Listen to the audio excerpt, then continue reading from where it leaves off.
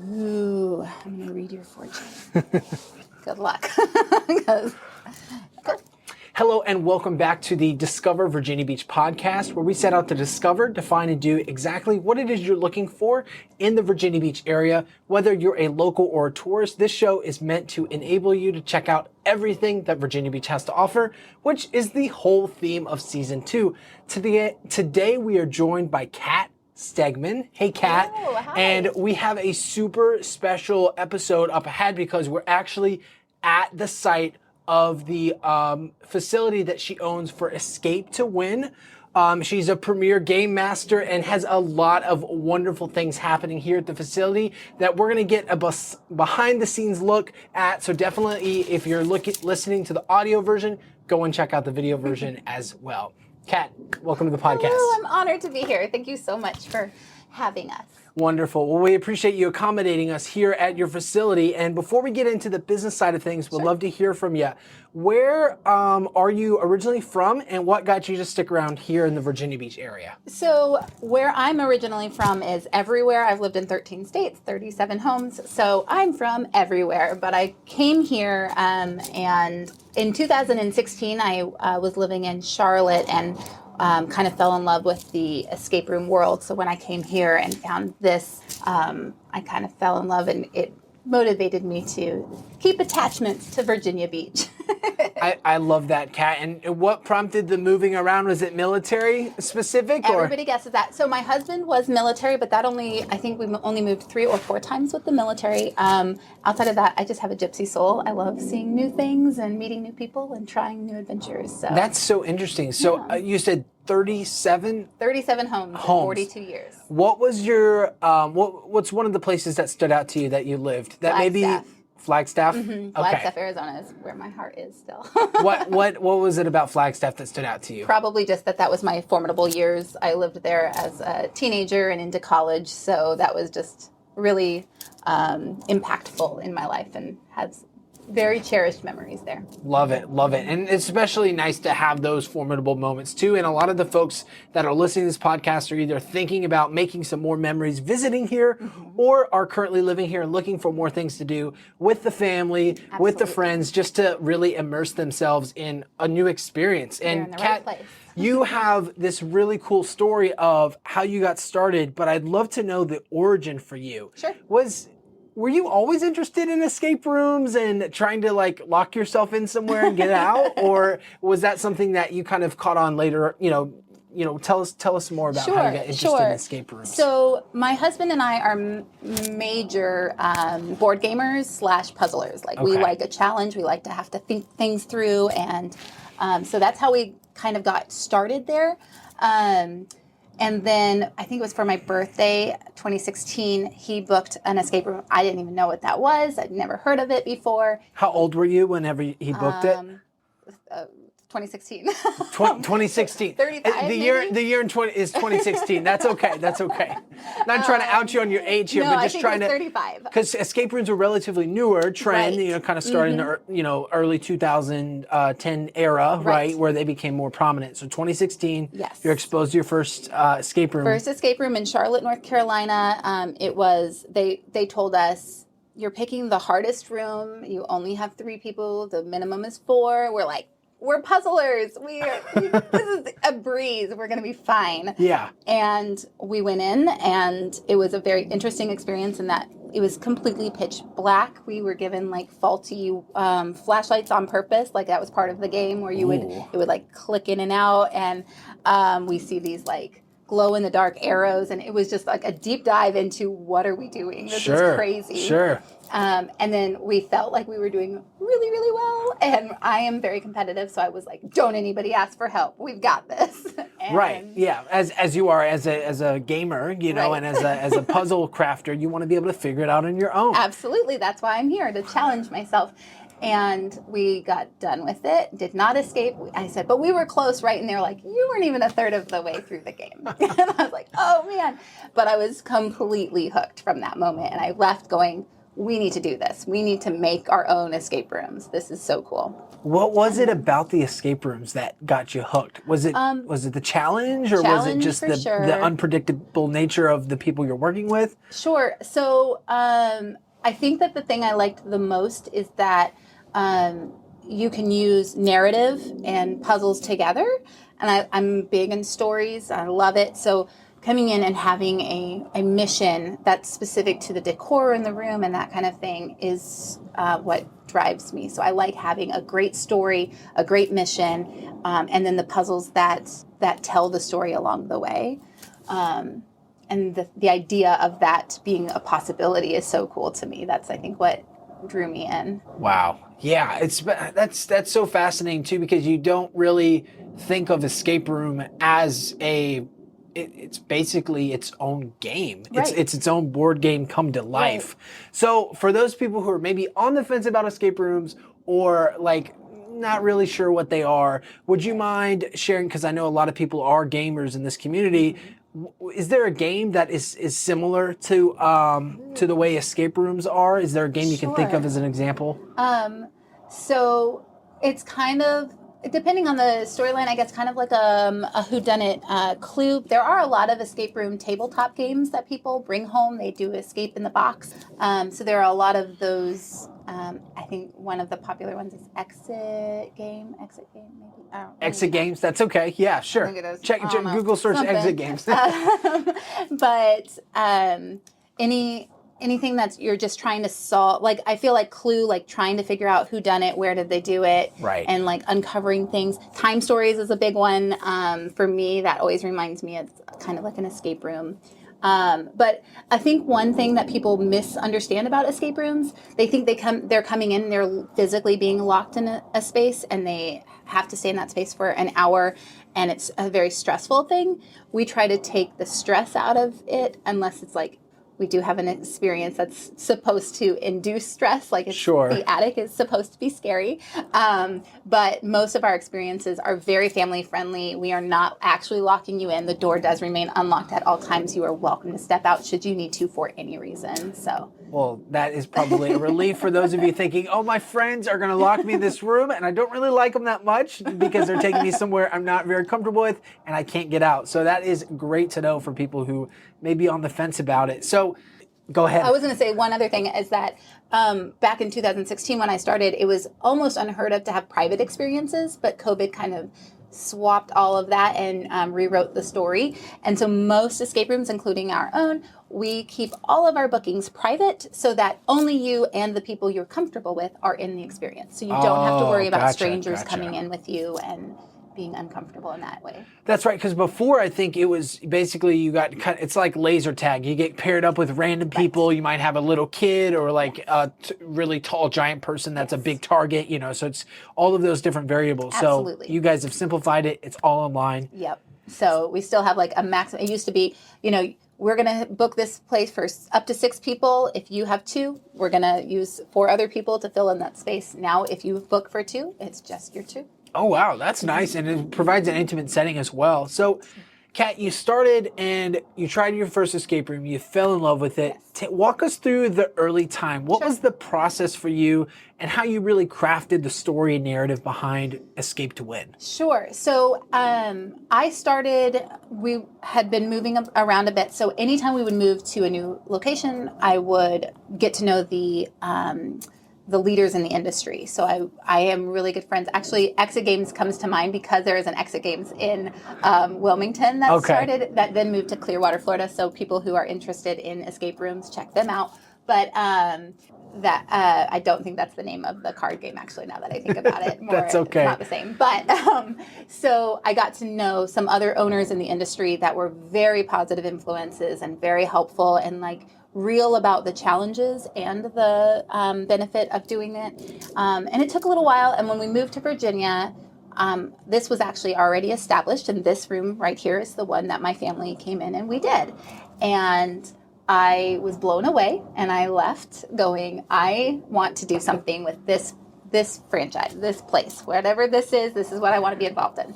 So I asked to speak to the owner, and I was like, I will just volunteer, like, to whatever you need. I want to be a part of it because this is my future. Like, I want to own an escape room, and yours is what I like. Not knowing I would be an owner here, I just wanted to own an escape room somewhere, and I wanted to. I was very impressed with how he did it here. So you just volunteered? Yeah. So that's how it started. But that Wow. was in September of 2021, and by February of 2022, I was owner. So I bought in and created an escape room called the Attic, and we're doing our now third one since I came on board in the summer of we opened the first one in summer 2022. So now we have coming up to 6 experiences. So Gotcha. So how long have you been with the that doesn't seem like a whole lot of time for everything that you're putting together with, not only connecting with myself, but also the Premier Attic experience, which, spoiler alert, if you haven't already heard, go check out the video of this podcast later on if you're listening to the audio, because we're going to be exploring that and also giving some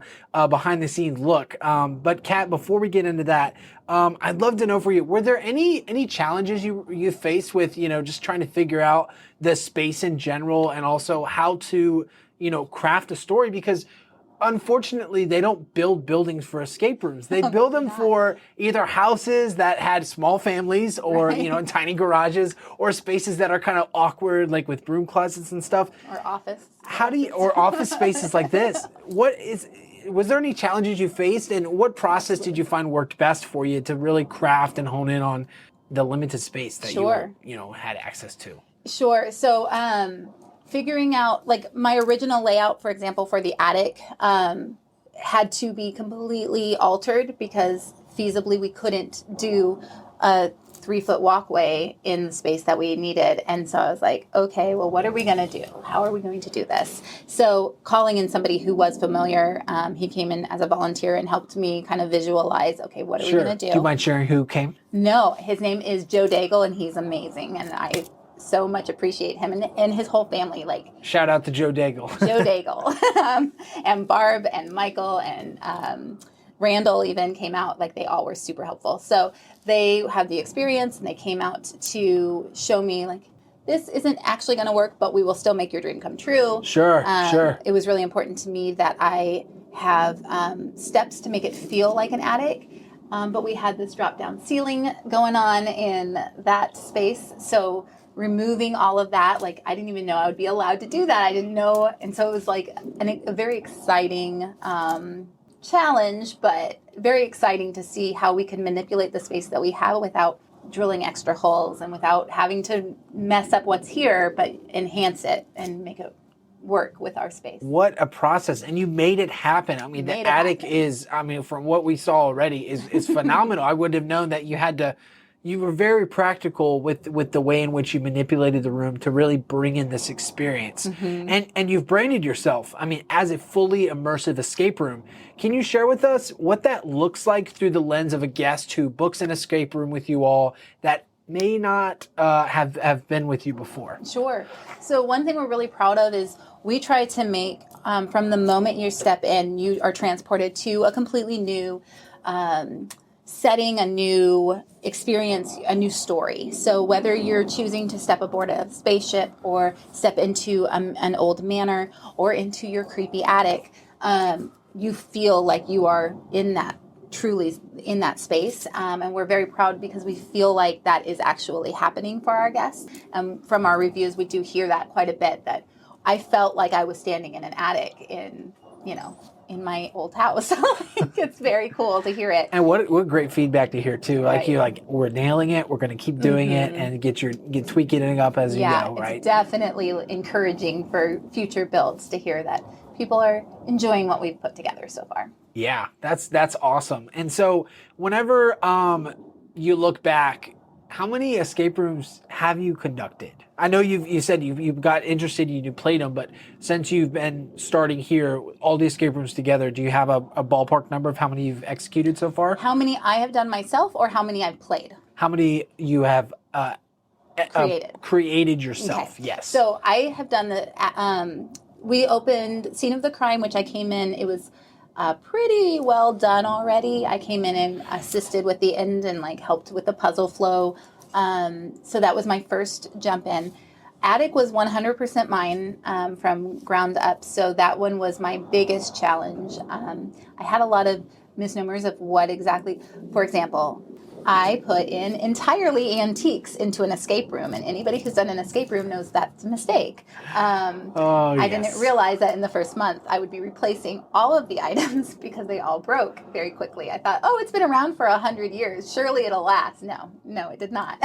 So that was a mistake I had to learn along the way. So now that we are doing our 6th room here, but my 3rd room to be involved with Okay. is the Houdini heist. And we have learned from some of my past mistakes. And then, obviously James, who is my co-owner, he was responsible for the original 3 that are here.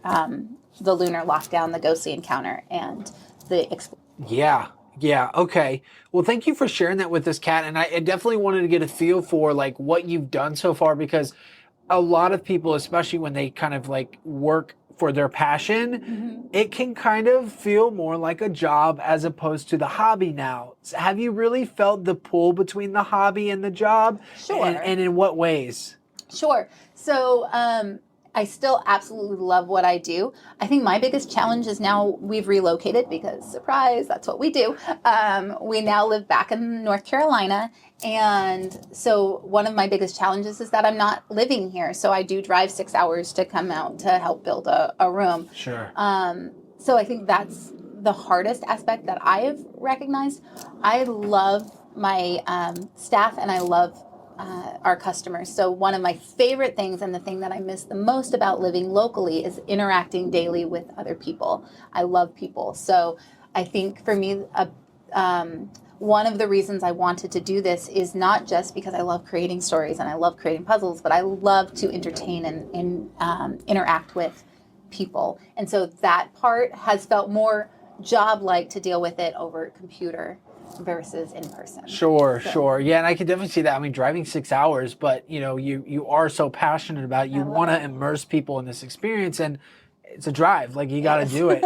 So it sounds like you still enjoy it and still have fun doing it. 100%. That's awesome to hear, and that's awesome to hear when you go somewhere. You want somebody who is immersed in the experience, like you're trying to get. Yeah. When you go sign up for an escape room, you want to immerse yourself. Right. So when it comes to the escape room, let's say for the attic, for example, are there any storylines or script or pieces of material that you share with the guests? Do you call them guests? So players or Players. What do you typically share with the players? So, for example, for the attic, they know that they are coming in because they have actually called us for help. We are a paranormal investigation team, and we are there to check their attic for them, but we also need them involved because the spirits seem particularly interested in speaking directly with them. So we have asked them to come into the attic and help us see what we can gather from the spirits because they've had a lot of activity and we want to get to the bottom of it. Okay. So they get all that information on the front end, correct? Right. And then how many lifelines do they get? Let's say at the hardest level, how many Sure. lifelines can you get? Okay, so one thing that I feel is pretty unique to us is we want to scale our experience for the guest in a way that is fitting for them, because we do have groups that come in, never done an escape room before, very intimidated by the entire process and don't know what they're doing. So we have that. Or we have the people who've done, this is my 300th room, and they don't want any help. So we decided to cater to each group by offering a system where we have one level offers, we will watch your progress, and if you start slipping behind, we're going to nudge you discreetly and not obviously, but we'll keep you on the right path to make sure you get the entire experience. And we have a middle range where, we'll help you if you ask for help, but we'll kind of nudge you if we see that you're really falling behind and you're probably not going to escape. Then we'll give you at least a, hey, would you like some help now?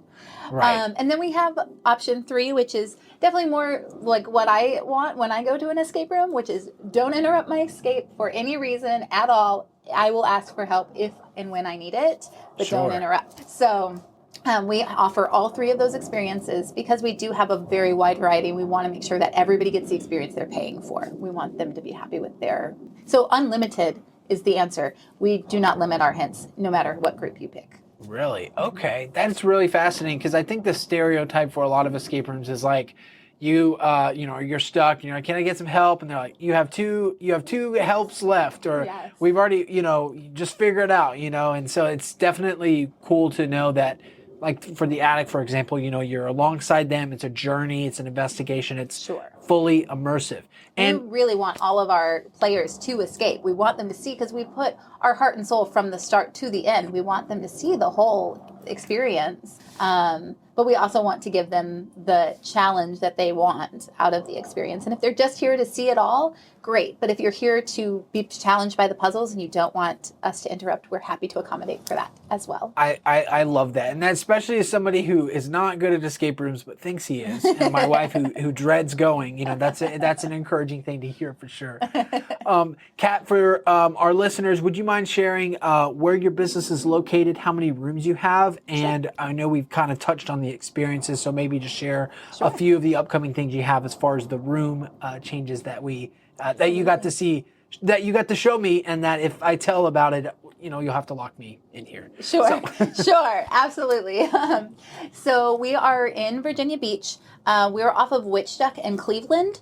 So the address, do you need the address? Yes, please. Okay, is 5241 Cleveland Street, and it's Suite 101. So it's the one facing the road.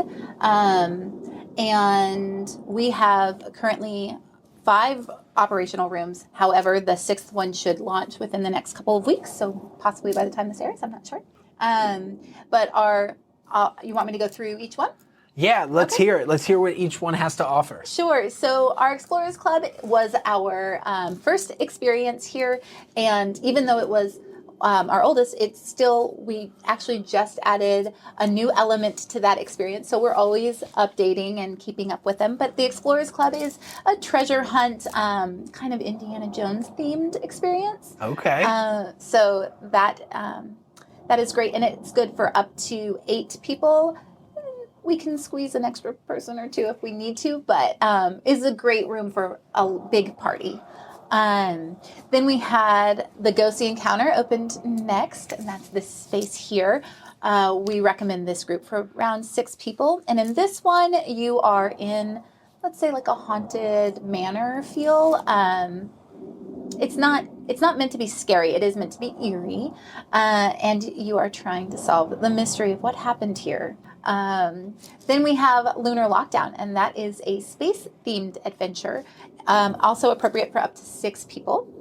And in that one, you are navigating a spaceship back to Earth that is currently without power. So you have to figure out how to restore power and get back to Earth. Then we have The Scene of the Crime, and that is our 1930s film noir detective case. So you are on a mission to stop the tarot killer before he strikes again. And that one's fun because it is all in grayscale. So it's all black, white, and gray. And then our final experience that we currently have open is The Attic.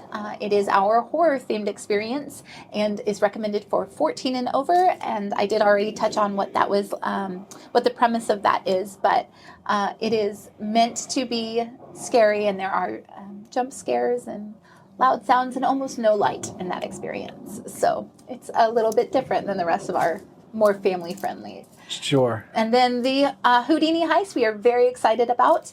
That is a room where you are in the magician's dressing room, and you are trying to steal the coveted Houdini journal from his possession before he comes back from his show he's doing on stage. Wow, that sounds like a whole lot of fun, and definitely something we will be checking out, and we'll try and convince my wife to come.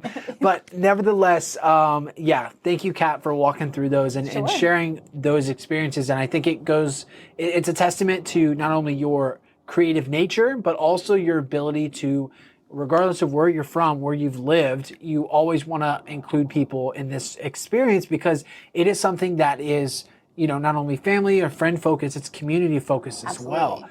So when it comes to the local community, it plays a big part not only in our business but also helping bring and keep people together. Sure. What type of community have you seen being built within the escape room arena, and what impact has that community had on the way you conduct your business? Oh, that's interesting. So one thing that I absolutely love about our industry is if you are good, we want you in the industry. We don't compete with each other as like, we need your customers, because we all have the same customers. We only have 6 experiences or 5 right now. So once they've done all of those, they still want to go, and we want them to continue within the industry. Right. So that has been really special, I feel, is that we have connected with other area escape room owners, and we have a passion to help each other so that all of us are successful, to keep the buzz going and keep people excited about the industry. So I feel like that is something that you don't get in most industries. Most of the time you can't partner with all, and we don't like technically partner, but we're definitely constantly encouraging, constantly sending people to Sure. other ones in the area that we know are putting their heart and soul into everything they're doing as well. So that's been really fun to, and to also collaborate, like, well, what are you guys doing for Halloween season? Should we like figure out a way to get people to come to both of us, and how can we do packages, things like that. So it's been very collaborative in a way I didn't really I didn't anticipate until I was all in. And then I was, wow, all of these owners, I can call them up and they're willing to help me figure out how to do this prop or how to make this key available in a special way. Sure. And that, you don't typically see that type of collaboration across different industries as well, like you Right. said. But I guess it makes sense. I mean, it's kind of like its own art form in a lot of ways. It's a different experience. You guys are using different sets. It's no 2 rooms are created the same, because we know how commercial real estate space is. It's mostly for offices that are weirdly shaped, Right. which you use to your advantage for sure. What's been the most valuable guest feedback that you've received from the community that's helped you make your experience just all the more better for everyone? I think one of the main things was just hearing that some people really don't want help, and then some people really do. So that in implementing, I think last summer is when we implemented the system where we would cater to what each group wants. And I think Sure. that has made a massive impact on the customer experience as a whole, rather than feeling like, well, we would have asked for help, but we didn't know we could, or Right. why didn't you help us when you saw us stuck? Now they all have, like, they understand how much help they can get, and we make it very clear as to who's in the driver's seat for that. And that was something that I feel was definitely customer feedback led to that. Yeah, just being able to say, "Hey, I need some help," and just Right. getting that on the front end, because it can be disappointing when you spend money anywhere, when you go out and you expect certain things, or Sure. maybe the criteria isn't clearly laid out on the front end. So Sure. that's awesome feedback for sure. Do you have any memory or an event that stands out to you, Kat, that made you appreciate the escape room community as a whole? Ooh. I mean, I just think, well, I listen to other podcasts about them, and I just think, again, our community is so special in a way that, like, I contact people in Florida and in Boulder, Colorado, that I only met from doing a game at their location when I need help with a puzzle. And I think that that's so cool to be able to say, like, we're all in this together. And Right. so I think those regular interactions have really made the escape room experience very special. And I think people just don't realize how much we're all working together to create and to one up each other in a healthy way. Sure. Like, Yeah. I really want to make this better than what I just loved at your place. So I'm going to do this. And then I want you to come see it, because then you're going to want to beat me. And then we're going to do this together. And we're only going to keep climbing the ladder together. And that's been really fun my family travels to do escape rooms. So we get to see a wide variety. And it's very fun to use that feedback. I love that. experience. That is so cool to see. And going back to your comment earlier about escape room podcast, do you have a couple you'd like to shout out, maybe for those looking to dive a little bit deeper into escape rooms in general? Sure. So the Reality Escape, I think that the podcast is just called Repod, but with David and Lisa Spira, is probably the biggest one that I'm aware of anyway. And they interview owners and puzzle designers from all over the world. And it's always very fascinating. And they also do a convention once a year. Last year it was virtual. Next year it'll be in person again. Okay. And that's a place where vendors and escape room owners from everywhere get together, and we kind of discuss. There's workshops and things to help us continue to brainstorm. So that's a great resource for those Wow, people. always building each other up, always Yes. one-upping each other in a Yes. nice and creative way. That's exciting. That gets me excited to check out escape rooms, and I hope it is making you excited to check out escape rooms as well. Yes, me too. And the only thing I'm more excited about is this next section, because I know you got to get back to redoing and revamping your sixth room. So we're gonna transition to our rapid fire section. Oh. Kat, these questions are rapid fire, quick and fast, and feel free to answer it as much or as little details you'd like.